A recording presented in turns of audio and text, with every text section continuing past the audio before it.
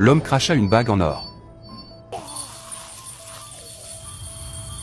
et pénétra dans un bureau de prêt sur gage. Et montra toutes ses bagues en or au propriétaire. La quantité de bagues l'étonna au point de le laisser sans voix. L'homme annonça avec précision le poids des bagues. 5980 grammes. Or 18 carats. Mais le propriétaire, ne croyant pas à l'authenticité des bagues, insista pour les tester. En attendant le résultat des tests, l'homme remarqua au coin du magasin de vieux appareils électroniques entassés. Il saisit des pièces au hasard et commença à démonter et assembler. Et rapidement, il construisit un petit récepteur de signal. Voyant qu'il était concentré sur ces déchets, le propriétaire pensa qu'il pouvait en profiter et chercha à le convaincre de vendre l'or à bas prix. Cependant, l'homme éclata d'un sourire froid et cria « L'argent !» tout de suite. Et, après avoir dit cela, il saisit le dispositif assemblé et sortit du bureau de prêt sur gage. L'homme marcha rapidement dans la direction indiquée par le dispositif et ignorait que des billets de banque s'échappaient de sa poche. Les billets volants attirèrent rapidement l'attention des passants. Et lui, restait là, à regarder le ciel. Et soudain, un vaisseau spatial extraterrestre se mit à flotter devant lui, et l'écran montrait des images de la destruction de sa planète d'origine. Alors qu'il peinait à sortir de son choc, un coup de poing brutal le frappa au visage, et une bande de braqueurs armés fondit sur lui. Et après avoir volé tout son argent,